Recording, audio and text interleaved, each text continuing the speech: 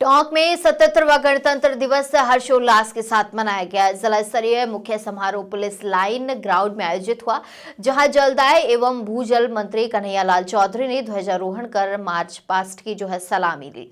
वहीं परेड निरीक्षण के दौरान आरएसी, राजस्थान पुलिस, महिला पुलिस, होमगार्ड, एनसीसी, स्काउट व गाइड की टुकड़ियों ने सलामी ली। पुलिस बैंड ने देशभक्ति से ओतप्रोत धुनें प्रस्तुत की। मंत्री ने वीरांगनाओं को शॉल उठाकर सम्मानित किया और उत्कृष्ट कार्य करने वाली प्रतिभाओं को प्रमाण पत्र व स्मृति चिन्ह भेंट किए गए। बता दें, अतिरिक्त जिला कलेक्टर रामरतन सौकरिया ने राज्यपाल का संदेश पढ़ा। वंदे मातरम के 150 वर्ष पूर्ण होने पर विशेष वादन भी किया गया। अपने संबोधन में मंत्री ने कहा कि प्रधानमंत्री नरेंद्र मोदी के नेतृत्व में भारत की वैश्विक साख बढ़ी है और देश हर क्षेत्र में आगे बढ़ रहा है। उन्होंने स्वच्छता और स्वास्थ्य को मजबूत भारत की आधारशिला बताया है। वहीं समारोह में छात्राओं ने सामूहिक देशभक्ति नृत्य सहित योग ड्रिल और सामूहिक व्यायाम प्रस्तुत किए। केंद्र व राज्य सरकार के जन कल्याणकारी योजनाओं पर आधारित झांकियां भी निकाली गई। साथ ही कार्यक्रम में विधायक राजेंद्र गुर्जर, जिला कलेक्टर कल्पना अग्रवाल, पुलिस अधीक्षक राजेश मीणा सहित जनप्रतिनिधि, अधिकारी और बड़ी संख्या में नागरिक उपस्थित रहे। दिवस की आज मैं सभी टोंक वासियों को, पूरे जिले वासियों को मैं शुभकामनाएं देता हूं। और आज़ादी के बाद में जब हमारा संविधान बनने का समय लगा, 1950 26 जनवरी को जब ये संविधान लागू हुआ, उस दिन हमारी क्या स्थिति थी। उसके बाद में हर साल हम 26 जनवरी को स्वतंत्रता दिवस, गणतंत्र दिवस मनाते हैं। उसमें तय किया जाता है कि जिस दिन हमारा गणतंत्र जब लागू हुआ था, हमारा संविधान जब लागू हुआ था, तब हम क्या थे, आज हम कहाँ पहुँच गए। और मैं आपको बताते हुए हर्ष हो रहा है कि आज हमारा देश, जब हम विश्व के अंदर क्या रही ताकत थी, आज हम विश्व के अंदर हम चौथी ताकत हुए हैं। हर सेक्टर के अंदर आज हमारा देश प्रगति कर रहा है। हमारे देश के प्रधानमंत्री जी मोदी जी के नेतृत्व में आज हम, चाहे रोड इंफ्रास्ट्रक्चर में देख लो, चाहे हमारे सैन्य ताकत देख लो, जो आप लोगों ने देखा है कि ऑपरेशन सिंदूर के द्वारा किस तरह से भारत की ताकत पूरे विश्व ने देखी है। चाहे एग्रीकल्चर की बात करें तो उसमें देख लो, चाहे आज हमारे सांस्कृतिक विरासत की बात करें तो आज हमारा पूरा विश्व आज हमारी तरफ देख रहा है। तो ये सारी चीज़ें आज उभरता हुआ ना भारत है। और आज आप लोगों ने देखा कि झांकियों के माध्यम से किस तरह से आज क्या क्या योजनाएं हमारे प्रदेश को आगे ले जाने के लिए हमारे मुख्यमंत्री जी लेके चल रहे हैं। और सबसे बड़ी चीज़ है कि कोई भी सेक्टर को आगे बढ़ाने के लिए हमारे युवाओं को रोज़गार मिले, हमारे जो भी रोज़गार दे उसके अंदर कोई बेईमानी नहीं हो। आज हमारी सरकार ने पिछले इन 2 वर्षों के अंदर, जो 5 साल तक एक बेरोजगार युवाओं में एक निराशा थी, कोई भी हर समय पेपर लीक होते थे, आज 100% हम कोशिश कर रहे हैं कि हमारे बच्चा जो मेहनत करे उसका नंबर आए। साथ ही जो राजस्थान में सबसे ज़्यादा ज़रूरत थी पानी की, चाहे हमारी इंडस्ट्री के लिए हो, चाहे एग्रीकल्चर के लिए हो, चाहे हमारे पीने के पेयजल की आवश्यकता हो, सबके लिए हमारी सरकार ने बहुत कुछ काम किया है। आज हमारे राम जल सेतु, जो पहले ERCP के नाम से जानते थे, जिसके अंदर लगभग 50,000 करोड़ का हमने काम स्टार्ट कर दिया। 24,000 करोड़ के हमने वर्क ऑर्डर दे दिए। आने वाले समय के अंदर वो भी देंगे। उससे हमारा पूरी राजस्थान, विशेषकर टोंक जिला और जितने भी 21 जिले जो पूरे राजस्थान में जो नए बने हैं, सारे पुराने मिलके इसके अंदर 100% पेयजल की व्यवस्था होगी। और सबसे बड़ी जो एनर्जी सेक्टर के अंदर जो काम करने का मिला है, तो एनर्जी सेक्टर के अंदर आने वाले जब 2 साल हमारे और मिलेंगे, इसके अंदर हम 100% सरप्लस बिजली यहाँ पे पैदा होगी। हम दूसरे राज्यों को हम बिजली पैदा करेंगे। तो ये एक उभरता हुआ राजस्थान है। जिस तरह से हमारे देश के प्रधानमंत्री मोदी जी ने विकसित भारत की जो कल्पना की है, 2047 विश्व में नंबर 1 बनने की ओर जा रहे हैं। राजस्थान भी उनके साथ के साथ कदम से कदम मिला के राजस्थान किसी भी सेक्टर में पीछे नहीं रहेगा।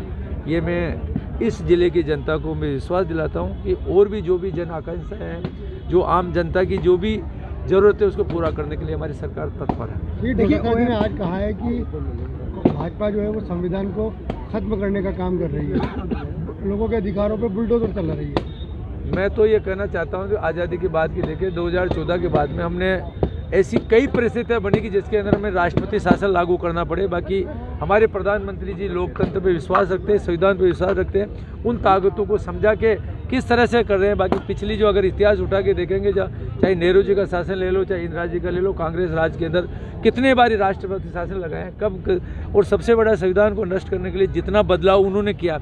हाँ, जरूर है कि संविधान के अंदर लगता है कि जनता की नई अपेक्षा क्या है, जनता क्या सोचती है।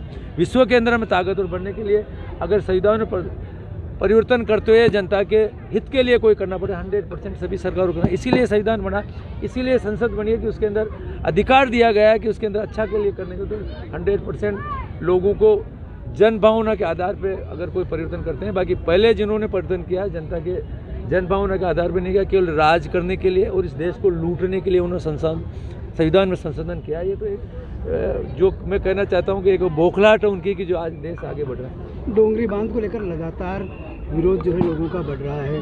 बीते दिनों पथराव भी हुआ, तनाव भी हुआ। देखो, मैं ये जानकारी पूरे ज़िले के साथ साथ राजस्थान की जनता को देना चाहता हूँ कि डोंगरी बांध का एक प्रोपोगंडा कुछ लोग कर रहे हैं। किस तरह से राजस्थान के लिए जो हित का काम हमारे प्रधानमंत्री जी ने, हमारे मुख्यमंत्री जी ने किया कि राजस्थान की जनता को पेयजल और ये करे, उसके अंदर कंप्लीट सिर्फ 9 गांव उसमें डूब से तर मारे हैं। अगर 9 गांव डूब से तर मारने के बाद में अगर उनकी 100% उनकी फैसिलिटी के साथ उनको अलग जगह ज़मीन दे रहे हैं, उनको आधारभूत सहित जो भी संरचना होती है उनको हम देंगे, और 9 गांव की वजह से अगर 9000 गाँव का भला हो सकता है तो इससे बड़ा कोई काम नहीं कर सकते जो हमारे मुख्यमंत्री जी करना चाहते हैं। और उसमें जितना अच्छा हो सकता है करेंगे, और उन जो लोग हैं उनके लिए भी हम अच्छा से अच्छा काम करेंगे। पेपर लीक के बाद में अब OMR सीट का स्कैम बड़ा सामने आया है। राजस्थान से लेकर MP तक उसके तार जुड़े हैं। क्या तैयारी है, सरकार कितना बड़ा एक्शन लेगी? 100% हमने लगभग जो भी पकड़ते जा रहे हैं। और सबसे बड़ी चीज़ मैं बताना चाहता हूँ, अभी आप लोगों ने देखा कि पेपर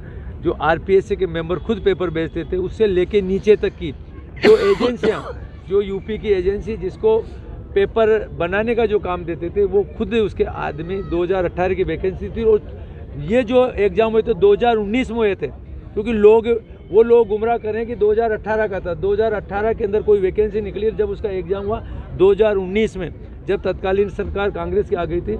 वो जो अगर OMR सीट में ही अगर उसके नंबर बढ़ा दे, उसी में चेंज करे, इससे बड़ा भ्रष्टाचार, इससे बड़ा युवाओं के साथ कुटाघात, उसके लिए सबको एक एक करको कोई भी मछली नहीं मिलेगी। और आने वाले समय में इससे बड़ी मछली होगी वो भी जेल जाएगी, तो 100% जाएगी। डोटासरा जी कहते हैं बार बार की बड़ी मछली आखिर कौन है, कब पकड़ेंगे? देखो, सारी चीज़ें एक तार से तार जुड़ते जा रहे हैं। जो भी दोषी होगा उसके अंदर कोई भी पिछले सरकार कोई मंत्री हो, कोई भी हो, 100% उनके खिलाफ कार्रवाई करेंगे। और आपने देखा है कि अभी जल जीवन मिशन में जितना बड़ा घोटाला हुआ था, कांग्रेस सरकार के मंत्री लगभग 9 महीने से ज़्यादा जेल में रखे आए हैं, और कितने अधिकारियों के खिलाफ उन्होंने कार्रवाई की। तो 100% हमारी सरकार चाहती है कि भ्रष्टाचार मुक्त राजस्थान हो, जनता को हमारे ऊपर विश्वास हो, जनता को लगे कि यार जो सच्चा राज आता है, सुशासन आया है। तो ये 100% डिस्टर्ब एरिया बिल को लेकर के यानी कांग्रेस ने सवाल।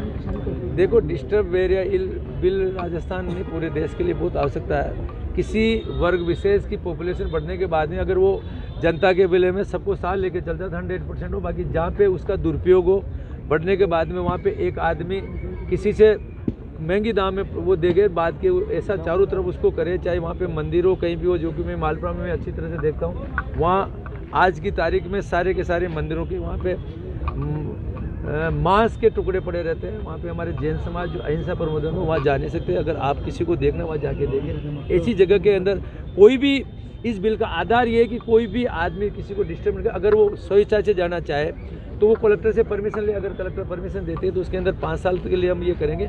आगे सरकारों को जरूरत पड़ती है कि आगे और एक्स्ट्रा इसमें जरूरत पड़ेगी बढ़ाएंगे। बाकी ये बिल शांति के लिए, सद्भावना के लिए, सारे समाज, सारे धर्म वाले एक साथ रहे, इसके हिसाब से लेकर आए। मंत्री जी, मालपुरा की बात करते हैं अपन। कोरोना काल के बाद सभी अस्पतालों ने ऑक्सीजन की व्यवस्था सुधारी, लेकिन आपके मालपुरा के अंदर कंस्ट्रक्शन से ऑक्सीजन दिया जा रहा है, लाइनें बंद पड़ी हैं आपके अस्पताल की। देखो, जहाँ पे ऑक्सीजन प्लांट चलाने के लिए, उस पूरे सिस्टम को करने के लिए अगर हमारे पास कंसंट्रेटर से अगर ऑक्सीजन देके अगर एक मरीज आता है, उसको ऑक्सीजन में पर्याप्त मात्रा मिल रही है, तो हम जहाँ छोटी मोटरसाइकिल पे चलने में काम हो सकता है तो वहाँ पे ट्रेन तो नहीं चला सकते ना। वहाँ वो सिस्टम को हम हर महीने उसको हम 12 घंटे चला के देखते हैं कि ये हमारा सिस्टम बिल्कुल रेगुलर। अगर आवश्यकता, अगर डिमांड ज़्यादा पड़ेगी तो उसको भी चलाएंगे। वो बिल्कुल कंप्लीट तैयारी के साथ पड़ा। बाकी जहाँ जनता का पैसा पर डे अगर 5000 खर्च हो, और जहाँ पे जनता का पैसा अगर 500 रुपये में काम हो रहा है और उसको पूरी सुविधा मिल रही है, इससे बढ़िया काम नहीं हो सकता। बजट सत्र शुरू होने वाला है, ऐसे में टोंक जिले वालों की फिर उम्मीदें बढ़ी है कि टोंक की रेल को लेकर कुछ घोषणाएं होगी।